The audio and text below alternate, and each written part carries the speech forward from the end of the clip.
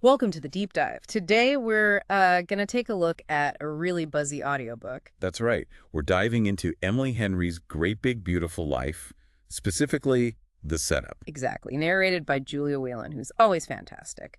And our mission here really is to unpack those first details, the core premise, the initial conflict, based on what Audible gives us, the description, the editorial info. Yeah, just laying the groundwork, what hooks you in right from the start. Okay, so the heart of it seems to be this competition. Two writers. Right. Alice Scott and Hayden Anderson.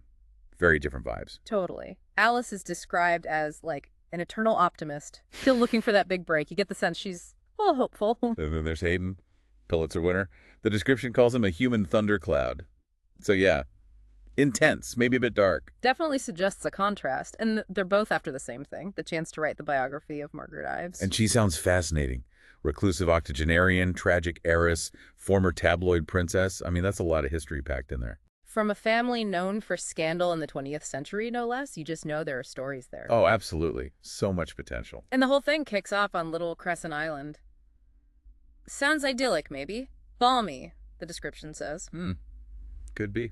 Or maybe one of those places that looks perfect, but, has secrets bubbling underneath. Could be. So Margaret invites both Alice and Hayden there for a month. Right, a trial period, like an audition. She's going to watch them, interact with them, and then pick one. It's pretty active on her part, isn't it? Not just reading writing samples. Exactly. She wants to see them in action, see how they connect, maybe how they handle things.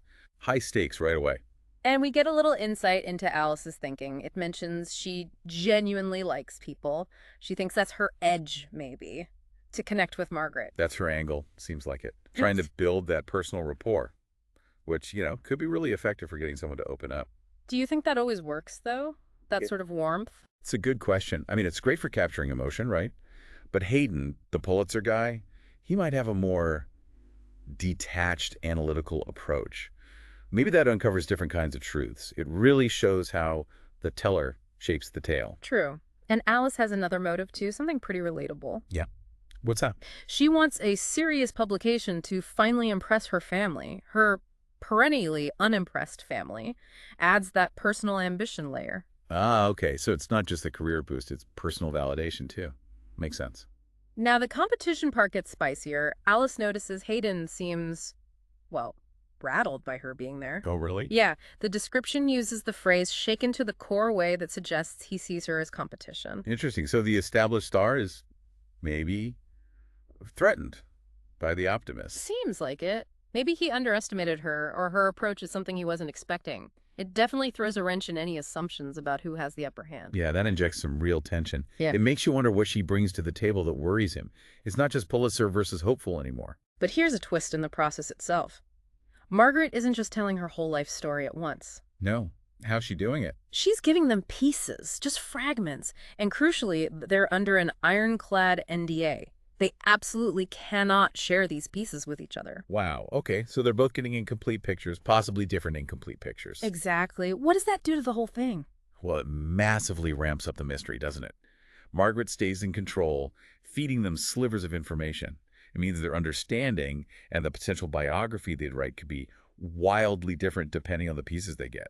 Very clever. Super clever. And then, another complication. Go on. There's apparently this inconvenient yearning pulsing between them, between Alice and Hayden. Ah, the plot thickens. So rivals, and maybe more. Seems like it. Professional competition mixed with personal chemistry. How does that usually play out? Huh. Well, it adds a whole new layer of risk, right? Does it fuel the competition, make them fight harder?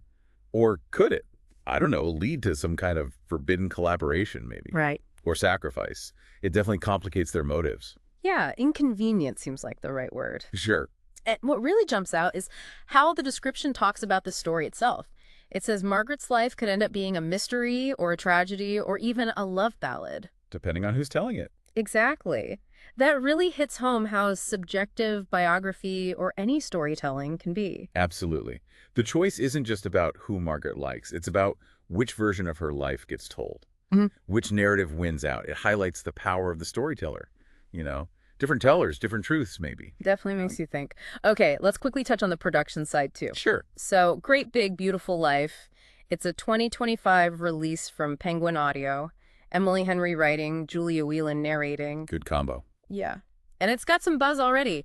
Women's fiction category, Reese's Book Club pick, #1 New York Times bestseller, featured all over the place. Okay, so that tells you there's significant anticipation. Reese's picks tend to find a big audience, and hitting #1 straight off suggests it's really connecting with readers. Emily Henry obviously knows how to write characters and situations people get invested in. Right.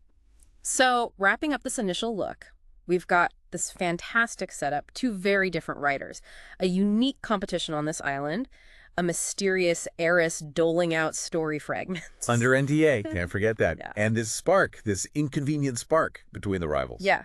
And overarching all of it is Margaret Ives herself, this enigma whose life story could go in so many directions: tragedy, mystery, romance, depending entirely on who gets to write it. It leaves you with so many questions. Totally. Like, what were those scandals? What specific pieces is she giving them? Is she playing them against each other? And how does that chemistry between Alice and Hayden develop? Does it help?